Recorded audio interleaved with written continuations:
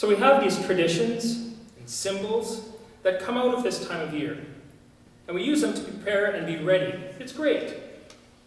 And we, as Lutherans, hold them up, having held on to these ways of celebrating for centuries. You can tell your friends at school, yep, my people came up with the Advent wreath and the Christmas tree. But what are we preparing for? What are we preparing for?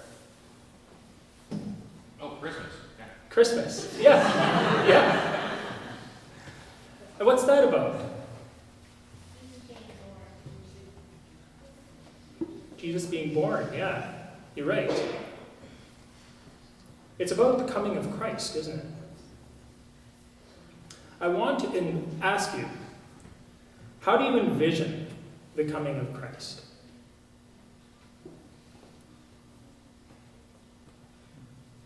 I mean, obviously there's Jesus, right? Jesus being born. We know about Jesus. We know that he came as a baby. And it was all good, aside from his family being denied a room in the inn and being poor and then having to leave as refugees when Herod was killing baby boys and so on. We know about that. But certainly at this time of year, we know about Jesus coming. How do you envision the coming of Christ? How do you suppose people way back when envisioned Christ's coming?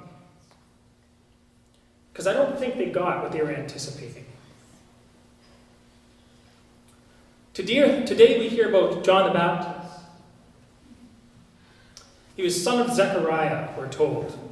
And he's in the wilderness, so outside of the city confines, out in sort of the boonies. It's kind of a dangerous area.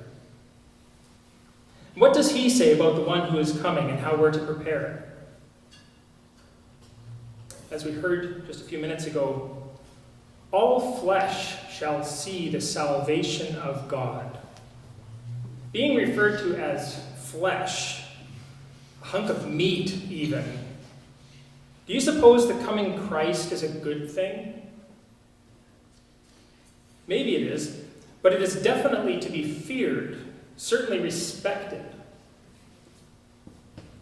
And the preparation part, what do you think is meant by prepare the way of the Lord, make his paths straight? Every valley shall be filled, and every mountain and hill shall be made low, and the crooked shall be made straight, and the rough ways made smooth.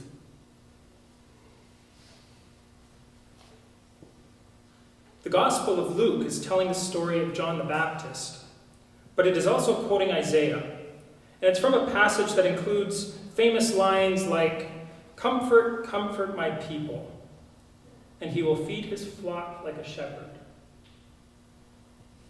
The words we hear, while kind of rough and scary from John, are words that speak of a gracious and loving God. And we are called into the work of justice to spread the good news of God who loves.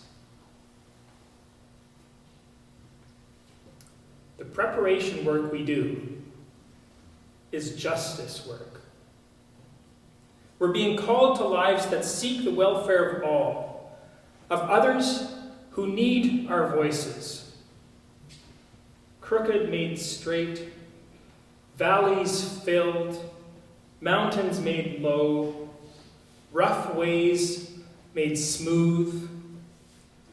These are images of a great leveling, and we're called to join in that. Be ready. Martin Luther is to have said, "Even if I knew that tomorrow the world would go to pieces, I would still plant my apple tree." That is, live ready. Live in such a way that Christ could come at any moment. Christ does come at every moment. Christ came in the family that arrived this past week to give opportunity to this community to welcome them. Prepare. Make ready.